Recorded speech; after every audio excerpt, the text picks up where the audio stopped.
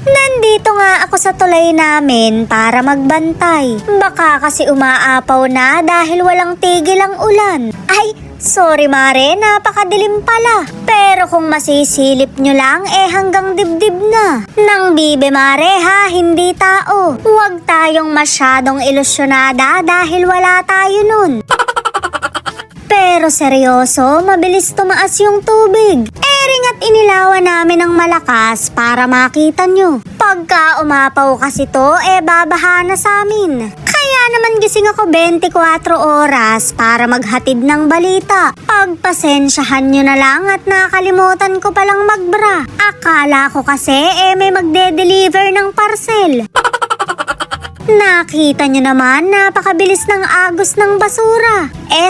Ng tubig pala mare. Mukhang hindi ako makakatulog ngayon dahil baka magtaas ako ng gamit. Syempre nandito rin yung bebe ko, nakikinerbiyos. Nagpa-order pa talaga ng pagkain, masyadong makonsumo. Bibili pa nga lang namin pero ang laki na raw ng tinaas ng tubig. Shoot mare, wag naman sanang umapaw. Mababa pa naman sa amin, napakahirap bahain. Ring at nagstay muna ako na para bang mapipigilan ko. Lumayas-layas ka dyan at baka tangayin ka papapuntang inuman. Marami na nga ring tao sa tulay para magbantay. Umiikot na rin pati mga sasakyan ng rescuer. Kami naman umuwi muna dahil biglang lumakas yung ulan. Ay, lakas ng ulan. Bakdo pa more. O diba, lamon pa more. Shoot mare, naglaba pa naman ako ngayon. Kung kailang sinapian ako ng sipag, tsaka naman nag-uulan. Pero wag ka, laban na laban pa rin yung pilik mata ko. Bahain man mare, dapat masarap pa rin.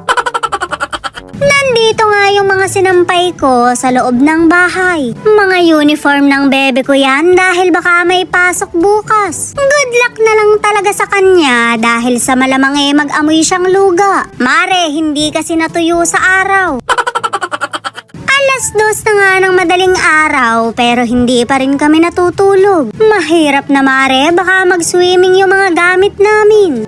Ring at nanood na lang muna kami habang nakikiramdam. Pero wala pa ring tigil ang ulan kaya naloloka na ako rin. Magsasalba na naman ako ng tangke ni Re.